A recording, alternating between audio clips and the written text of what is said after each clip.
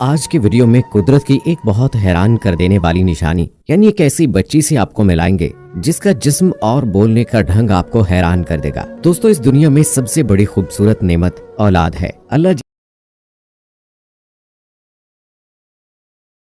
जिससे खुश होता है उसे बेटे बेटियां और मिली जुली औलाद अता फरमाता है। कुरान पाक में अल्लाह ताला ने फरमाया है, जिसका मफहूम कुछ इस तरह से है कि वो औलाद और माल के जरिए से इंसान को आजमाता है। किसी को औलाद देकर आजमाता है और किसी को औलाद ना देकर आजमाता है। जिस जोड़े के यहाँ शादी के कई साल बाद भी औलाद ना हो तो वो खुद तो बहुत परेशान होते ही हैं, लेकिन इसके साथ साथ उन्हें दुनिया भर की बातें भी सुननी पड़ती हैं और इसी वजह से वो अपने अंदर अधूरापन महसूस करते हैं। दोस्तों, आज के वीडियो में आपको हम एक ऐसी बच्ची की जिंदगी के बारे में बताएंगे जो मरमेड टेल यानी जुड़ी हुई टांगों के साथ पैदा हुई और उसके बारे में डॉक्टर्स का कहना था कि ये ज्यादा दिन तक जिंदा नहीं रह पाएगी, लेकिन अल्लाह का करम ऐसा हुआ कि वो बच्ची कई साल तक जिंदा रही और हंसी खुशी अपनी जिंदगी गुजारती रही। आखिर इसके साथ ऐसा क्या हुआ जो ये इतने दिन जिंदा रह सकी? दोस्तों, मरमेड सिंड्रोम एक ऐसी बीमारी है जिसकी वजह से जिस्म में बहुत बदलाव आ जाता है और इस बीमारी में पैदा होने वाले बच्चे के पैर आपस में इस तरह से जुड़े होते हैं जैसे कि जलपरी हो। ज्यादातर ये बीमारी लाखों में से किसी एक को होती है और ऐसा बच्चा अपने पैदा होने के एक या 2 दिन में ही इंतकाल कर जाता है, क्योंकि उसका जिगर और दीगर अंदरूनी निजाम बुरी तरह से मुतासिर होता है। साइंसदानों के मुताबिक इस बीमारी की बड़ी वजह उस बच्चे की माँ भी हो सकती है जिनको डायबिटीज यानी शुगर की शिकायत हो और दौरान प्रेगनेंसी उनको मुर्दा बच्चे पैदा होते हों, उनके बच्चों को ये बीमारी हो सकती है। तो दोस्तों, अब अगर हम बात करें उस बच्ची के बारे में तो उसका नाम शीलो पेपेन है। शीलो पेपेन मरमेड सिंड्रोम की बीमारी के साथ पैदा हुई। डॉक्टर्स ने उसके माँ बाप को बताया था कि उनकी बेटी चंद घंटे या फिर 1-2 दिन ही जिंदा रह पाएगी, लेकिन कुदरत ने इन तमाम अंदाजों को गलत साबित कर दिया। शीलो अमेरिका में पैदा हुई और पैदा होते ही वो मरमेड सिंड्रोम का शिकार थी, जिसको देखने के बाद यही लग रहा था कि ये बच्ची चंद ही घंटों की मेहमान है। लेकिन शीलो पेपेन 10 साल तक जिंदा रही। शीलो ने इन 10 सालों के अंदर दुनिया भर के लोगों को अपना दीवाना बना लिया था। अमेरिका में शीलो सोशल मीडिया पर बहुत ज्यादा फेमस हुई।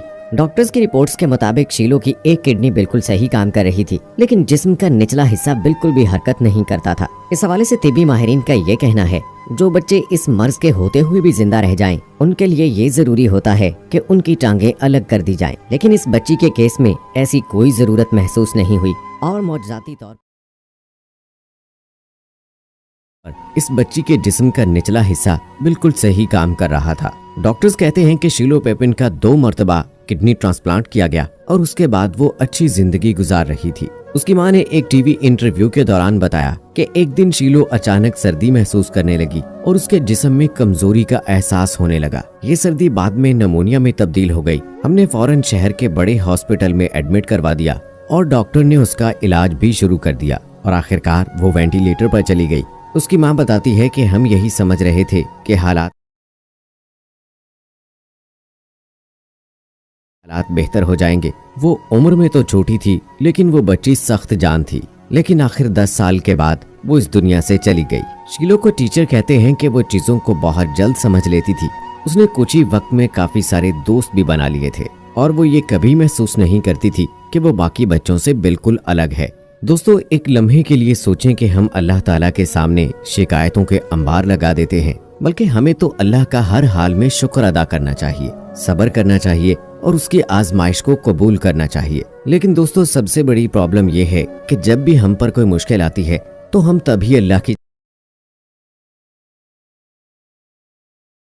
जानिब मतवज्जे होते हैं।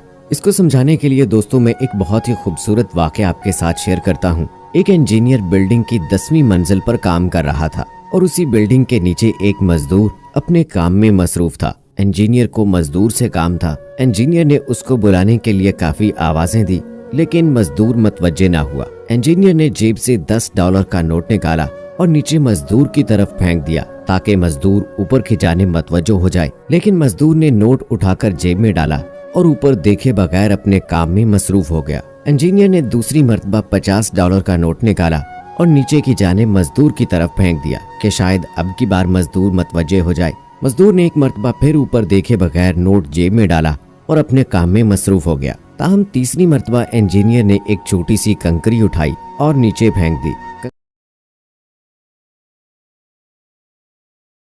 कंकर का मजदूर के सर पर लगना था कि उसने फौरन ऊपर की तरफ देखा और फिर इंजीनियर ने उसे अपने काम के बारे में बताया।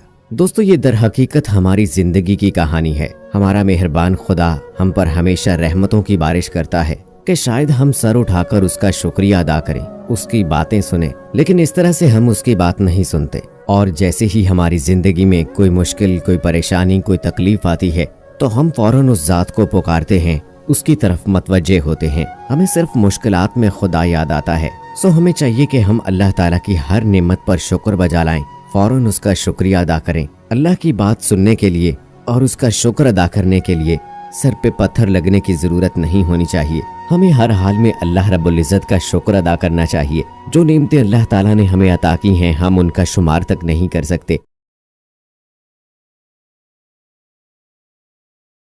इंसान बनाना और मुसलमान घराने में पैदा करना, हुजूर सल्लल्लाहु अलैहि वसल्लम का उम्मती होना, अक्ल सलीम के साथ तमाम जिस्मानी आज़ाद देना, ये वो नेमतें हैं जिसका शुक्र हम तमाम उम्र सजदे में भी पड़े रहें फिर भी अदा नहीं कर सकते। लेकिन इंसान बड़ा जल्दबाज और नाशुक्र